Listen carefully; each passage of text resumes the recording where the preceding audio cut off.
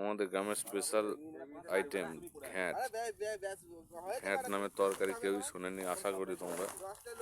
এই যে চলছে, ছোট ছোট ভাইপো ভাইরা আলু পেঁয়াজ ছাড়াচ্ছে এখন বসে, প্রিপারেশন চলছে।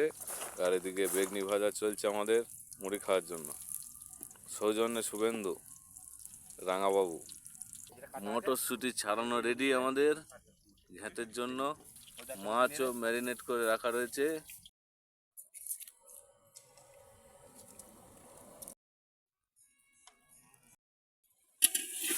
পেঁয়াজ লঙ্কা একটু ছড়িয়ে নিয়ে এরপর একটু আদা বাটা, রসুন বাটা, মসুর ডাল, আলু, কুমড়ো, এরপর কষা মাছ যেটা কিনা বেটে রাখা হয়েছিল গুঁড়িয়ে, সেটা দিয়ে ভালো করে একটু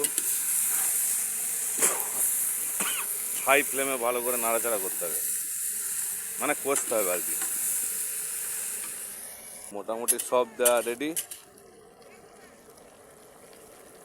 এবার একটু সেদ্ধ আর হালকা আঁচে কষতে হবে জিনিসটা।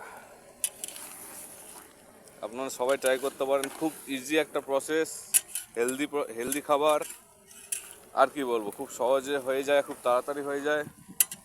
প্রত্যেকে ঘরে একবার করে ট্রাই অবশ্যই করবেন। নাম শুনে খারাপ লাগলো, এটা কিন্তু স্বাদেও গন্ধে অতুলনীয়। এটা না খেলে বুঝতে পারবেন না।